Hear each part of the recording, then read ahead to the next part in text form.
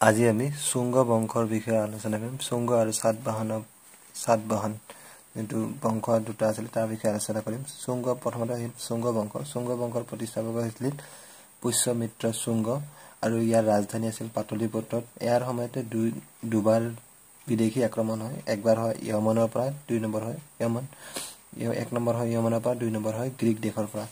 এক নম্বৰ কৰিছিল ইয়মন দেশৰ পৰা ডেমেট্ৰিয়াছ নামৰ এজন শাসকে কি কৰিছিল আক্ৰমণ কৰিছিল। দুই নম্বৰ মিণ্ডাৰ নামৰ এজন শাসকে ইয়াত শুঙ্গ বংশৰ ওপৰত আক্ৰমণ কৰিছিল আৰু এই মিণ্ডাৰকে নাগসেনে বৌদ্ধ ধৰ্মৰ কি দিছিলে শিক্ষা দিছে।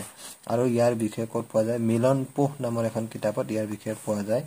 আৰু পুষ্যমিত্ৰ শুঙ্গে এজন ৰজা যিয়ে দুবাৰ অশ্বমেধ যজ্ঞ পাতিছিল আৰু তাৰ পণ্ডিত আছিল বা পুৰোহিত আছিল পতঞ্জলি। এতিয়া আহিল সাতবাহন বংশৰ। সাতবাহন বংশৰ প্ৰতিষ্ঠাপক আছিল চিমুক। ৰাজধানীটোৰ কথা আপোনালোকে কমেণ্টত জনাব।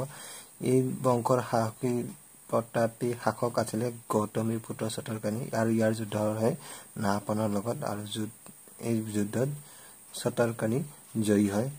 এই বংশৰ দ্বিতীয় শাসক আছিলে বশিষ্ঠী পুত্ৰ পুল্লমাৱী। ইয়াৰ সময়ত শাসক ৰুদ্ৰৰামনে বশিষ্ঠী পুল্লমাৱীক কি কৰিছিলে পৰাজিত কৰিছিলে। পুল্লমাৱীয়ে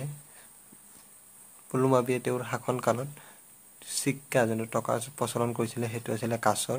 তেখেতে সামন্ত্ৰী ব্যৱস্থাৰ প্ৰৱৰ্তন কৰিছিলে তাত য'ত ধৰ্মৰ বদলি বা সলনি কি কৰা মাটি দিয়াৰ ব্যৱস্থা কৰা হৈছিলে।